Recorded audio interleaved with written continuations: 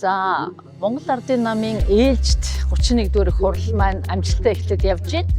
За энэ удаагийн хурал маань хэд хэдэн онцлогтой байна. Юун түрүүнд хамгийн олон төлөөлөгчид сонгогдож оролцож байгаа.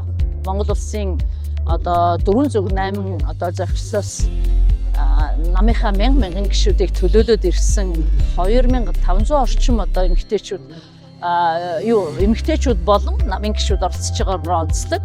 За хамгийн чухал яг өнөөдөр онцолж хэлэх зүйл маань юу вэ гэхээр анх удаага 2000 гаруй одоо төлөөлөгчдийн 900 эмэгтэй гишүүд оролцож байгаагаараа хамгийн чухал оролцоо маань хангагдсан анхны одоо их хурал болж байна. Тийм учраас магадгүй энэ их хурлын гарах одоо шийдвэрт бас эмэгтэйчүүдийн төлөөлөл маань нэлээд одоо нэмэгдэх байх гэж найдаж харж байна.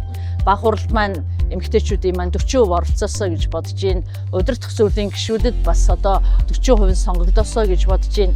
Магадгүй намын удирдах одоо бүрэлдэхүүнд бас эмэгтэйчүүдийн төлөөлөл сонгогдсон ийм хурал болох юм бол жинхэнэ утгаараа Монгол Ардын намын шийдвэрт анхны байгууллагуудын төлөөлөлд оролцсон ийм одоо хурал байна гэж ингэж бодож байна. Би яагаад энэ зүйлийг хэлхийг хүсэж байна вэ гэхээр өнгөрсөн 30 жилийн хугацаанд Монгол улс одоо улс төрийн бодлого шийдвэрт гендерийн тэгш байдлыг хангах асуудлыг 30 жил тасралтгүй нэлээд олон одоо улс төрийн намуудын эмэгтэйчүүдийн төлөөлөл энэ асуудлаа унгааж байж дахин одоо босгож байж магадгүй зарим хуулиас хасагдж байж 30 жилийн хөдөлмөрийн үр дүнд анх удаага эмэгтэйчүүдийн төлөөлөл 30% болсон ийм одоо үр дүнг одоо энэ удаагийн улсын хурлын шийдвэр гаргах төвшөнд бас эмэгтэйчүүдийн төлөөлөл оролцож байгаа нь маш өндөр амжилт.